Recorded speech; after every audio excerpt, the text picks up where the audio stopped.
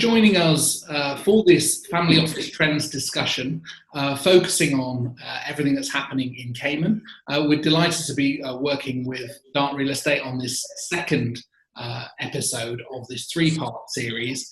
We've got an esteemed panel here of experts from Cayman who are going to guide us through the latest trends from the family office space. The conversation is going to be structured in three parts. So first, we're going to look at the family office environment in Cayman. Next, we're going to come to how advisors in other jurisdictions might interact with professionals in Cayman. And then finally, look at the trends in setup of new entities in the jurisdiction. So first of all, just looking at the family office environment in Cayman. Chris, coming to you first. Why don't you set the scene by telling us the origins of Dart Family Office, how that came about, because the story here is a great context for our discussion today. Sure, yeah, and thanks very much, David, for having us. It's great to be on another one of these webinars, and with Philip and Sue. Obviously, it's great to be alongside two of Cayman's best. So we appreciate you once again inviting us to be part of the webinar. So I think really, to answer your question with regard to the origins of the Dart Family Office, in order to answer it properly, I think I do, of course, need to tell you about the Dart family and how they came to be here. But also want to talk about the story of the Dart Family Office setting up in the Cayman Islands, as the jurisdiction itself is really, it's really played an instrumental role in shaping the Dart Family Office. It's very different. Ken Dart, our principal, his intentions at the beginning were very different to what they actually ended up being in terms of the Dart presence in Cayman. So what I mean by that is the Dart Family Office today is very different in its makeup, its objectives, certainly its mandate, than what our principal envisaged what it would be when he set it up 25 years ago. And so the story of Ken's family office relocation to the Cayman Islands it's really quite a remarkable success story, and somewhat of a poster child, really, for any family office that's considering redomiciling or even setting up here in the Cayman Islands. The Dart Family Office, the Dart Family business, to get back to its roots, it's a very successful multi-generational food packaging business. And Ken's wealth originally came from that family business. But he's since multiplied this wealth by a significant factor through his own investments. And the majority of his time now is really spent focused on the business activities of his family office here in Cayman. So if we go back to the beginning, as it were, the beginning for him moving to the Cayman Islands, it was about 25 years ago. Ken and his family visited Cayman on a cruise. They loved what they saw when they came here. They were immediately attracted, as most people really are, I guess, but when they visited, by the natural beauty that the island has to offer. And so as a result of this, when he got back home, he decided to look a little bit more into the jurisdiction to see what the possibility was of making the Cayman Islands the domicile of choice for his family office. And so obviously one of the key drivers when anyone's first looking at it is the tax environment, and the tax neutrality was a key driver for his decision to relocate to the Cayman Islands.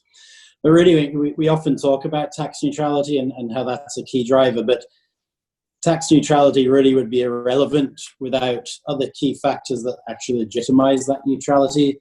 And the way we look at it, really, there are two main areas that legitimize that tax neutrality, and that's the public sector and the private sector. So from a public sector standpoint, you really need good governance. And Cayman did back then and continues to have a very stable government, governed by British common law, with ultimate appellate recourse to the Privy Council, which is a very important factor for most people, and certainly was for Ken. We have a very stable regulatory environment. We have a first-class regulator in the Cayman Islands Monetary Authority, or CIMA as we call it.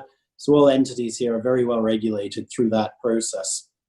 And government are very proactive in terms of promoting the jurisdiction as a jurisdiction of choice for the financial services industry. Recently, the Cayman Islands government created a new ministry. It's the Ministry of International Trade, Investment, Aviation and Maritime Affairs. And that ministry's really main focus is on promoting the jurisdiction, ensuring the jurisdiction is business friendly and is a jurisdiction of choice for family offices and other ultra high net worth individuals. So government, from the public sector standpoint, government is very proactive, it's very stable, It's and obviously the regulatory environment, as I said, is very good.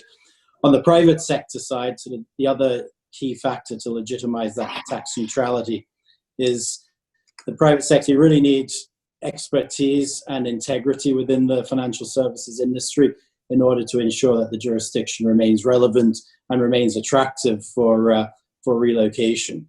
So from an expertise standpoint, certainly I don't think there's any jurisdiction better. From an accountancy standpoint, we have all the big four firms.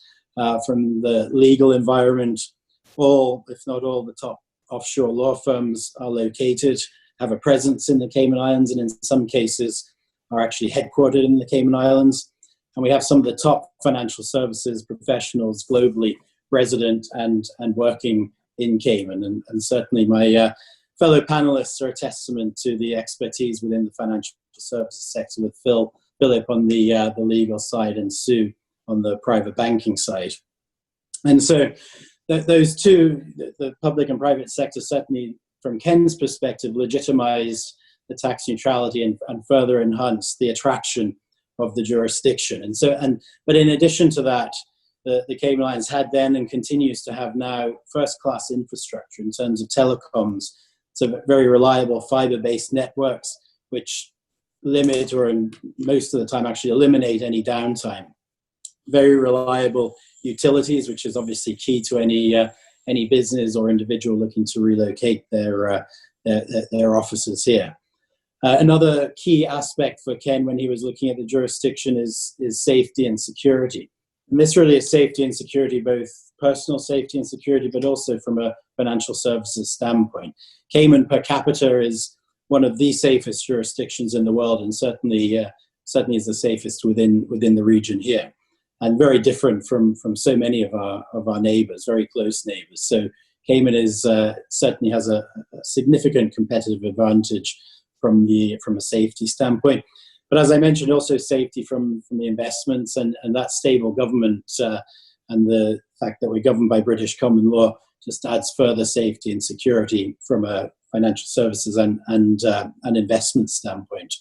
And for Ken, obviously being at the time when he moved here, US based, the time zone proximity to US East Coast was a significant factor for him when he was looking at potential places to relocate to. And in addition to the favorable time zone, US East Coast proximity, the airlift was very good back then and continues to be even better than it was back then now. So airlift to North America, Europe through our direct flights to the UK. Airlift is a key factor not only for Ken but also for other individuals looking to relocate, and we have very good airlift. Another key factor for him, as with any family when you're looking to relocate, is healthcare, and Cayman Islands has first-class healthcare. We have excellent hospitals on the island, very innovative hospitals, and the private healthcare system is top quality. In the event that you're required to go somewhere else for healthcare, again, that proximity to the US and further first-class healthcare is right there. So again, that was very, very attractive to him. The infrastructure, the quality of the infrastructure even 25 years ago was excellent and so much ahead of our neighboring countries. But now it's grown in quality exponentially and is really comparable to any other place in the world in terms of our infrastructure. The quality of the builds, roads infrastructure is really good. So infrastructure was a key point of attraction for Ken. And he was looking at all of these factors that I've mentioned sort of holistically. If you have one or two, it's good, but it doesn't really make it what he wanted. He wanted all of these factors. If you lose one of them, it would really compromise the overall viability. But Cayman had all of these for him, and so it was really those reasons that made him want to relocate. And there are very, very few jurisdictions, certainly in the region and possibly in the world, that can claim to have all of these qualities. And as a result, that's why Ken moved here. And as those qualities continue to remain very valid today and have just, as I mentioned earlier, exponentially increased, Cayman's rapidly, and I would say justifiably, becoming the jurisdiction of choice for family offices globally, and it's why Ken is adamant and continues to reinforce the fact that the Cayman Islands will remain his global headquarters for his family offices, or for his family office for years to come. So when he made the decision, David, to move here, he identified a property. It was on the beach. Of course, he loved the beach. He identified this property to purchase, and the idea was that he would relocate his family and relocate one employee to Cayman to set up his family office, and all the family office activities, investments would be run by this individual out of the little office where he purchased the property. But with the property that he identified that he wanted to purchase came a significant amount of land on the opposite side of the road. He was on the beach, then we had the main road, and then on the opposite side of the road, a significant amount of land came with that purchase. And so deciding to use that land, sort of master planned and decided what should he do with the land. And that land now is what everyone here and so many people around the world know as Camana Bay. That land became Camana Bay, which is our flagship property on the island. And it's mixed-use development, lots of office, retail, and residential. And since we developed Camana Bay, we've acquired and developed so much more property on the island. We'll soon, with some of our current projects that are underway, we'll have over 1 million square feet of Class A office space across our portfolio of real estate. We've also invested very heavily in the hospitality industry. Now have 6 hotel products across the 3 islands, including 2 of certainly the top hotels in Grand Cayman, being the Kimpton Seafire Resort and Spa and the Ritz-Carlton Hotel and Residences. And both of these properties, the Kimpton and the Ritz, have luxury residential offerings that are attached to them. And certainly these residences have become the benchmark really of luxury living in the Cayman Islands. So since he moved here, and the original intention was really just to have a small family office here, when he then got into this real estate development, and his whole business model has changed. He's invested well over $1.5 billion into the ground to date, with another at least $1.5 billion committed over the next 5 years. And obviously we're living in extraordinary times right now with the COVID pandemic, but Ken, over the last few weeks since we've been in this pandemic, has repeatedly reaffirmed his commitment to the jurisdiction, reaffirmed his commitment to this investment, this continued investment. And that's really just a testament to his confidence in the future of the jurisdiction, and certainly gives us all, as practitioners in the financial services industry, huge amount of confidence that the Cayman Islands will remain on the sort of the cutting edge of innovation and technology, and will remain a jurisdiction of choice for family offices and ultra high net worth individuals to relocate to. So I guess, I mean, all that to say, really, from initially just wanting to relocate his family here, with the 1 staff member, the business-friendly climate that the Cayman Islands had back then and continues to have and has had over the years, along with all of the benefits the jurisdiction has and continues to generate. It's really enabled Ken to profitably grow the business, and the Dart Group is now the largest private developer on the island, and that 1 member of staff has now increased to over 700 members of staff, with the largest single employer outside of government on the island. And it's really the jurisdiction that has enabled this success story. And we continue to see more and more families making the decision to move here for those same reasons that Ken made 25 years ago. And as those benefits continue to increase, I think we're going to continue to see more and more family offices move here. But as I said, aside from Ken's vision, which was and continues to be remarkable, really, for all of us who witness it on a daily basis, it's really, and he would say this, it's really the jurisdiction and the business-friendly climate and all those benefits that I reeled off earlier that have enabled him to change his original plan into the success story that the Dart Family Office has become in Cayman today. So a fairly long-winded way, I guess, of talking about the origins of Dart Family Office and how Ken's vision has changed over the years into what it was and into what it is today, and what it will continue to be for in his mind, generations to come. Thank you very much for that context, Chris. Very useful background. Philip, just to bring you in, I mean, since Ken made that decision to move to Cayman in the 90s, how have you seen the family office space, change and evolve? Thank you, David, and thank you very much for having me on the panel. I suppose first thing, just a reminder of what it was like in 1993, which is almost 30 years ago. This wouldn't have been possible. It was a world of dial-up internet, and your desktop computer would have taken 3 or 4 minutes to get through the sort of loading sequence. So it was a very different country. The past was a very different country. And I think the critical thing is that we're looking at it through the global financial crisis of 2008. And that really taught us a few things. One, of course, the sort of big collapse of Lehman Brothers taught us about the things that we'd considered to be background, which actually came to the foreground. The people that we thought, the service providers that we thought were mechanical, actually turned out to be quite critical. So I think that's one lesson which has changed things, is the importance of intermediaries and the professional service providers that support you. The other consequence of the financial crisis was the tremendous amount of regulation that came out of legislators all across the world. And I think it would be fair to say that it's now so much more difficult to do things than it was previously.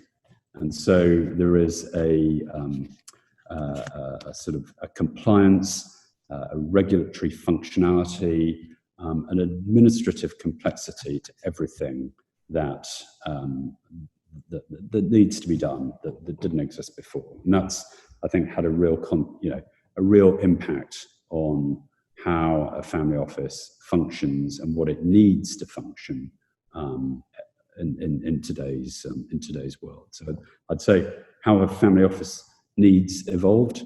They've evolved as a result of the way the world's evolved in that time.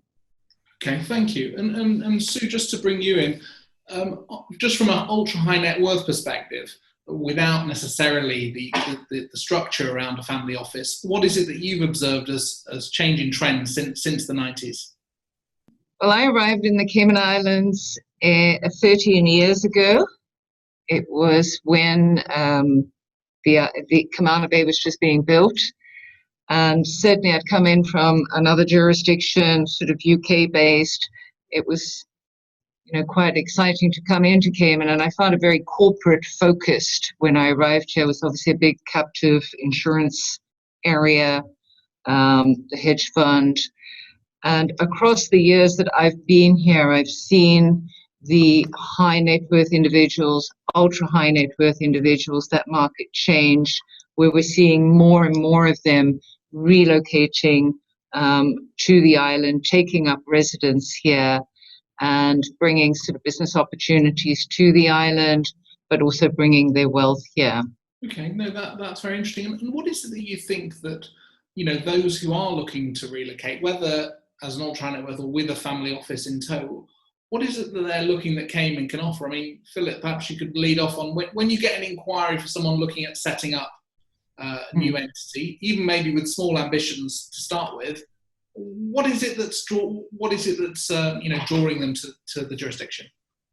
Thanks, David. I think it's two things. I think the first thing is the professionalism of the jurisdiction, and in relation to that, you need to understand that sort of Cayman developed as a legal centre, as a financial centre, really to service the needs of investment banking and the asset management industry. So this whole sort of ecosystem of professionals grew up around that. So there's the legal system, there's the professional infrastructure which supports it, and that's all very, very necessary for the proper functioning of the family office. I think the other thing is access. that Cayman, because of its history, because of its connectivity with the financial centers that used it, has this tremendous connectivity with where things are going on. And I remember a while ago, a family that was looking to set up an office in Cayman came to me and they said, look, we need access. We understand that Cayman has this sort of connectivity to the capital markets, and they were a bit disappointed. They thought that it was something like New York, and I said, no, it's not like New York. I think they were expecting lots of high-rise buildings and so on, and they didn't get that. But I explained to them, our phones work both ways. We can make outgoing calls and we can receive incoming calls. So we have this tremendous network, and that's what Cayman offers. And our expertise, our legal technology, our sophistication has grown over the years that we've been serving those financial centers, and that is all available to the private family office sector. And Sue, from your perspective, what is it that you see that, in the ultra high net worth space, what's drawing people to the jurisdiction? Certainly, I think the quality of life is one of the big draw cards, as is the security, as Chris had mentioned earlier on. Sort of coupled to the very strong legal framework that's here, the tax neutrality. It's actually quite a nice location to settle in. One of the easiest ones that I've had to settle in, and traveled all over the world. So there's generally they refer to it here as Cayman kind, and I could say it honestly is there. I agree with Philip. The professional services that are available is actually quite amazing on this island, and it stretches right across the market from corporates, institutional, commercial. You've got the legal, you've got the accounting. So Cayman puts a full 360-degree solution to any individual or family office that is looking for assistance on that side. And I do believe that's what is the major attraction for the increase that we've seen in ultra high net worths moving in here. Obviously, the convenience of being able to get to Miami. We've got great private jet facilities here, which means they zoom in from Europe, from all over the world. So a lot of those things in favor of Cayman. Okay, interesting. And I'm lucky enough to have been to Cayman a couple of times. I've walked around Camana Bay and spent some time there. It's very, very pleasant. Chris, perhaps maybe you could describe how, working in Camana Bay, what that's like for someone who's worked elsewhere. Paint a picture of it. It's great, David. As you said, you've had the opportunity to walk around it. I actually lived there as well. For a few years ago, and I remember saying at one point to my wife after about a week or so, I said, I don't think I've actually been in my car once for the last week and a half. Camana Bay has so much to offer. So often you actually have to leave the confines of Camana Bay to go about your daily activities. Obviously, I worked there at the time, but I mean, it's really got everything. It starts obviously with its first class infrastructure. It's so well built. It's from a safety and security standpoint, it's second to none. In my opinion, it's by far the best office space that Cayman has to offer. But it's got the residential, it's got the office, it's got retail, it's got restaurants and bars. So everything that you need to do, you can work there. If you need to have meetings, you can have meetings there. If you need to have lunch meetings, dinner meetings, you can do that. If you want to go for a drink with clients or friends after work, you can do that. So really, it's got everything that you have to offer in order to live, to work, to do business, and to play as well. So it's really just first class in all respects. Thank you for that. And I mean, just, in the context of the current climate is COVID-19 that came out of the blue that no one was expecting. And I think it's challenged a lot of, wealth owners, ultra high net worths to think about obviously their own position and how what their life will look like going forward. I mean, Philip, what do you think, the biggest threat to ultra high net worth clients' wealth is today? How as a lawyer would you try and second guess threats that might emerge to that wealth passing through the generations? There are the obvious, black swan events, COVID you mentioned, and I'm going to also talk about something small, a sort of stealth threat, but which is equally destructive. COVID, impossible to predict. Those sorts of events, the financial crisis of '08, COVID now. I think it's the consequences of the immediate impact that are also deeply threatening. There's a lot of talk about the social consequences of both the pandemic and also the remedy for the pandemic, the period that we've all experienced, which has resulted in the slowdown of the global economy, and then massive incurring of debt by virtually every country across the globe. How will that be financed? So look at Latin American countries. They are increasingly talking about taxation at the higher, more wealthy positions in society. That's a threat. The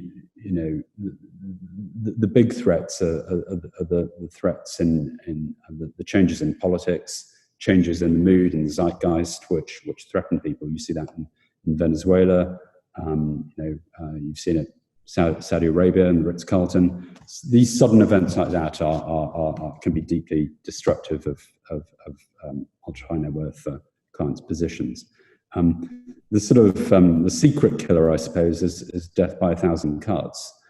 It's the small leakage, the drip that nobody notices that erodes capital. It's the small inefficiencies that people don't notice, the small mistakes that get compounded. Sometimes they're inexpensive to correct. Sometimes they're very costly to correct. And so that's the sort of importance of having a well-administered, professionally supervised arrangement like a family office. If you're going to leave things to chance, there are some things that you can control. Best control your own environment through proper governance, proper infrastructure, proper supervision, proper resourcing. Okay, thank you. And I mean, Sue, from a wealth management perspective, I mean, how do you help clients protect threats to their wealth and help them preserve it over the long term? From an asset management perspective, we provide strong services to the client. We believe that there is serious risk in the environment at the moment, and we would guide the client. Obviously, it depends on their risk profiles and what they're looking for, but we would be able to assist them. We have qualified asset managers on site here in Cayman, and we would be guiding them and assisting them going forward. Okay, thank you. And just coming on now to interaction with offshore entities. So if you have a family office, an established family office in London or New York or Miami, how might they use service providers in Cayman while maintaining a main base? I mean, Philip, perhaps you have perspective on how you've interacted with existing family office setups and created value from Cayman for that. Sure, thank you, David. I think starting point is that the sort of traditional client of the Cayman service provider is not a client who's on island. That's a relatively recent phenomenon, which has really occurred through some of the factors that Chris mentioned earlier, and then the fact that as time has evolved, Cayman has become the home for lots of assets, and so the sort of domestic activity has increased as those structures get involved in other transactions. But I think that the key thing is that Cayman as a jurisdiction is very, very used to dealing with clients that are not physically present here. We have a ton of service providers, corporate service providers and administrators who look after companies, look after partnerships, look after trusts, and they are very, very experienced and have good communication lines and experience of servicing clients in the main financial centres. I think the other thing that I'd mention is, we've got a very good and competent and skilled population of independent directors, fiduciaries who have been through multiple cycles in economic boom, economic bust, and are very, very experienced and very, very steady hands. So you have all the people. As regards the sort of the invisible bits, Cayman is all about good governance, and we set up structures that follow rules. We have rules which are imposed from within our jurisdiction and from outside our jurisdiction.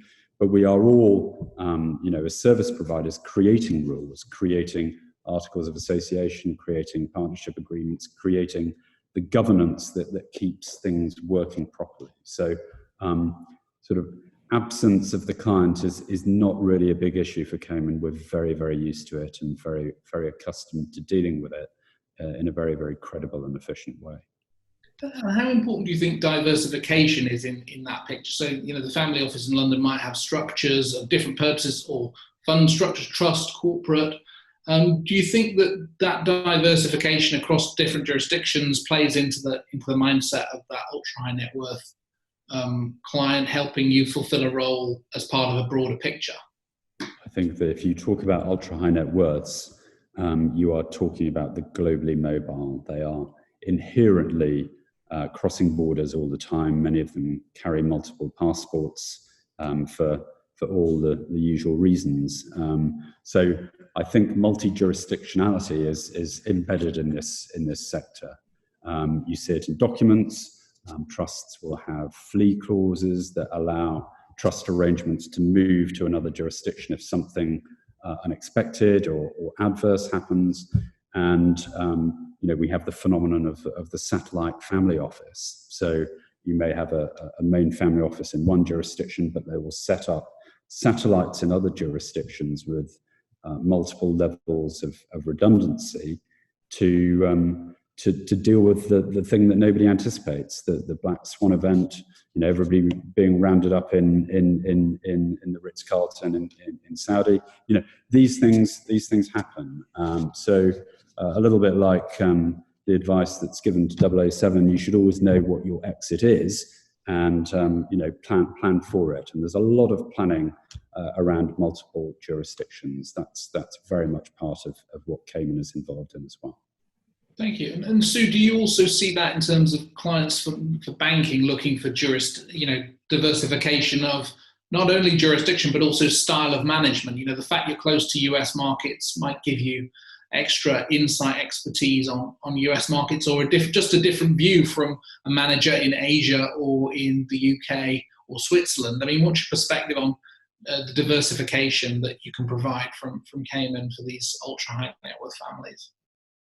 Yeah, certainly you see different viewpoints. We're obviously very close to the US market. We also have a very diverse team that is employed here. So I think one thing we haven't mentioned about Cayman is the diversification. I think we have something like 130 nationalities on this island. So wherever you have incredible diversification, you get a mix of opinions coming across. So certainly we deal with foreign family offices. From a banking perspective, we would certainly look for a nexus. And if you are dealing with someone like Philip, that is your nexus to Cayman. We sort of don't give legal advice as such, but when the legal advisor introduces the client to us, we look to see what type of services that client requires. If they're setting up a family office, for example, and we're seeing this, they're bringing a number of employers in, we can put a payroll service in that's an automated online sort of access. So it can be, from a day-to-day banking perspective, right through to specialized investment portfolios. We have a subsidiary trust company that can provide fiduciary services to some of these structures that people like Philip are establishing here. So certainly a very, very wide range that we can adapt to any sort of requirement. But the nexus being your connection to Cayman through your structure and through your advisors. Okay, thank you. And, we touched on it before, Cayman being an important hub for Latin America. Is that anything that you're seeing as part of the family office trends for clients from Brazil or other, parts of the region? Philip, perhaps do you see, activity coming out of Latin America, given the geographical strategic location of Cayman and expertise in dealing with clients, from that region? Thank you, David. Yes, Cayman has traditionally had a very, very strong relationship and presence and representation of Latin America. What I would say is that the sort of magnet for Latin America in this region is really Miami. A dozen billionaires, over 1,000 ultra high net worths. That is the sort of place where people want to head when they are leaving home, if you like. In terms of trends, I think what one can say is that if people are sort of migrating, quite often we can sort of catch them en route. And there's a lot of structuring around families moving from one jurisdiction to another. They may create a structure offshore before they land somewhere else in order to keep their optionality. Some go to the bright lights of Miami and actually find that they don't fit in quite as much as they thought they would, or it's not quite for them, or it's not quite as friendly to their family as they thought it might be. And Cayman is a fantastic fallback for them in those circumstances. Cayman is certainly maturing and developing, as Chris described. There is a lot of interest. It's becoming a lot more diverse. There are, as Sue said, representation from over 130 nationalities and a good Latin American feel here too. So Cayman may well develop in that vein as time goes on. Thank you. Very interesting. And I mean, Chris, have you observed that, while they're most likely at the moment perhaps to head for Miami, is there a increasing interest from LATAM clients in actual residence in Cayman? I think there is, David, and we have seen that. I was in Brazil towards the back end of last year. We hosted a financial services event in Sao Paulo and in Rio, and we did see that. But as Philip said, Miami has been the go-to place for a lot of the Brazilians. That they are looking for a plan B. If the economic and political instability gets to the point where they do need to relocate, as Philip said, Miami has been the go-to. But more and more they are looking further afield, and Cayman has been a jurisdiction where we've seen a few Brazilians already relocate to. And the Brazilian culture is one specifically where they do tend to move in packs. And so I think once we can get the mindset that Cayman is a viable option, or as Philip said, a fallback option to Miami, then I do think we are going to continue to see that trend, not only from Brazil but other LATAM countries as well. And I think just going back to something that Philip was talking about, the whole Black Swan effect and Black Swan events. I think with COVID now, a lot of people, when they're looking to relocate or looking for a plan B, they will be looking to jurisdictions that have handled the pandemic particularly well, and certainly the Cayman Islands government has done an outstanding job in handling the pandemic to date, and I think that will really serve us well when individuals are looking for viable jurisdictions to relocate to, that Cayman will become a jurisdiction where, heaven forbid we have another one of these, and obviously hope we don't, but Cayman would be considered a place that people can ride out the storm, as it were, very safely, very comfortably, while not interfering with business continuity. So I think that's another aspect of the jurisdiction that will become quite attractive, not only for LATAM countries and individuals, but globally as well.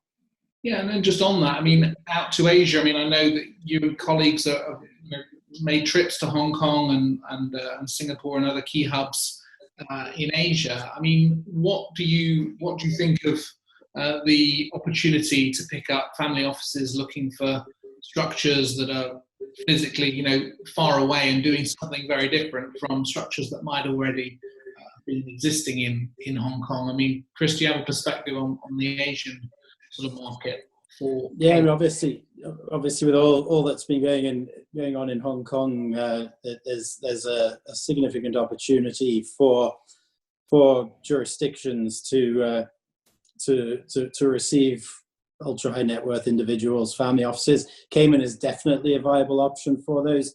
There's going to be somewhat of a cultural difference, and obviously we're separated by a significant number of miles, so it's going to be more of a challenge than, for example, LATAM and North America and Europe. But certainly for what the ultra high net worth individuals in Hong Kong are looking for as an alternative or as a plan B, Cayman would certainly check the boxes in just about every aspect. So it's definitely something that we are actually actively looking at. I know the Cayman Islands government are actively looking at it in terms of what should our jurisdictional response be to the opportunity.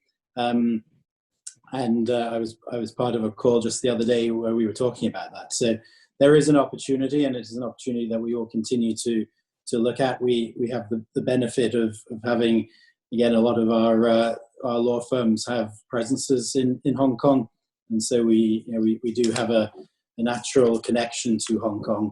So it's a good opportunity and something that we will be exploring for sure. Philip, are you seeing a pickup from Hong Kong, from Asia, in terms of inquiries or collaboration with colleagues who are looking for something in Cayman? David, I'd emphasise what Chris said. I think the connections are already there. Asia's been a very big user of Cayman in the corporate context for many years. If you look at the IPO companies in the US exchanges, a significant number of them are Cayman companies that are active in business in Asia. So the Asian entrepreneurs and business families are very familiar with Cayman already. It's a small change of perspective to have them look at Cayman as the place for their family office or perhaps for their residency. I think we've certainly seen a lot of redomiciliation of entities that were perhaps Hong Kong entities that have moved to Cayman. Similar basic legal system, but a more neutral spot based. Obviously, from a sort of more personal, individual perspective, Singapore is perhaps the closer, more obvious choice, and Singapore has certainly done well from the turbulence in Hong Kong. But if you have a family which is looking at the US or the Canadian markets, Cayman is a fantastic sort of landing ground from which to face those markets. And we've certainly had some discussions with families that are looking to use Cayman as the sort of basis for their US and Canada-based activity. Again, the sort of key questions are also questions about access. And in terms of transactional opportunities and transactional technology, Cayman provides an unparalleled service there. Then on a more personal front, Cayman offers very attractive permanent residency options, which can mature into passport opportunities, And that gives access to visa-free travel for those who want to base themselves here. Different from some programs that other jurisdictions offer, but Cayman is very appealing for people who want to base themselves here, conduct their operations here, and yet be able to move freely around the world. And just coming on to that, the residency point, when you have a new family office set up, you touched on it just there, but is it easy to, both hire local staff, but also bring key members of the team from existing entities over to Cayman? How would you explain that to someone looking at this area in terms of a bit of a checklist of things they might have to do in order to achieve their goal? I think that they say that one of the most traumatic experiences that you're going to have in your life is moving house. So moving jurisdiction, moving into a different region, moving into a different environment has the potential to be traumatic. I think that Cayman, as a jurisdiction which has been involved in really some transactions and some structures which have been very, very big, very, very complex, very, very important. Cayman has absolutely the skill set to manage even the most complicated situation and make it quite painless. So I think there are lots of professionals here who can deal with the business of moving people, businesses, their interests and their arrangements into the jurisdiction. We're all very experienced at managing cross-border transactions, so it's really not something to be concerned about. In terms of hiring staff, we have a 40, 50-year industry of serving the financial sector. So you necessarily have very experienced, seasoned professionals on island, and Cayman has grown over the years by welcoming talent from abroad. So it's receptive to new people coming in. And as regards, securing people, both Sue and I are sort of imports from somewhere else. It's very easy to import good talent here. It's a friendly, safe jurisdiction. It's the most developed and sophisticated in the Caribbean. It's extremely pleasant. So really, it's not too difficult to get people to our shores. And Sue, just to bring you in, I mean, when you've got an ultra-high net worth client looking at a relocation, what are the sort of things you might support them with? What are the sort of decisions they might try and make? And what's your experience there in the time you've been resident in Cayman working with such clients? I think, let's just say looking at somebody coming in, one of the first things I would recommend is that they are dealing with professional people, who are familiar with Cayman, who understand how to put the structures together and things like that. And certainly from a banking perspective, we work very closely with accountants and lawyers to ensure that structuring is correct. I have seen some people who haven't done that, and I would not recommend it. Certainly we look at anything from, we are a retail, corporate, commercial bank and financial services. So it doesn't matter whether somebody's arriving here as an employee. We would certainly look if they wanted to buy a property here. There's mortgage facilities, setting up bank accounts for them, both on the local currency and for international currencies. Anything really from a banking or financial services aspect, we would be able to assist the client, whether you're dealing with, an employee at a retail level, right through to your ultra high net worth or corporate sort of structure we would be dealing with there. So my advice would be, make sure you get the right guidance. Don't just arrive here and think you can live happily ever after. You need to go through the residency requirements and things like that and understand those completely. So you do need to use some of the expertise that is available on the island. Well, there is a lot. And, certainly we work quite closely with people like Philip. He would be referring clients to us, and we would be providing the services that the client is looking for. But I think anything you would require from a bank, you would be able to get here in Cayman, and very professional delivery of service here. Perfect, thank you. And just to finish up, I mean, a property purchase in Cayman is probably a key part of the relocation. Chris, I mean, how do you go about helping people find the right property in which to live? They're going to become resident. Yeah, we have a very advanced real estate industry here in terms of agents. We have a multiple listing system, so anyone can find a property if they're in the market to purchase a property. Obviously, with us at DART, we have our own real estate brokerage, and so we are actively involved in helping ultra high net worth individuals and family offices who are looking to relocate to find the property that they need in order to relocate comfortably here. Our agency is affiliated with the Christie's International Real Estate, so we obviously have a big network of other agencies globally to ensure that we can offer all of the individuals exactly what they want. So but there's property, really there's something for everyone, whether you're looking for luxury accommodations on the beach by way of a condo or a house. We've got that, to canal front, other waterfront. So whatever people need, we have. It's as I said, it's very advanced property market we have here. Perfect, and many thanks, and a great note to end. And thank you to all the panelists for that input and insight. And we look forward to taking some questions now from our audience.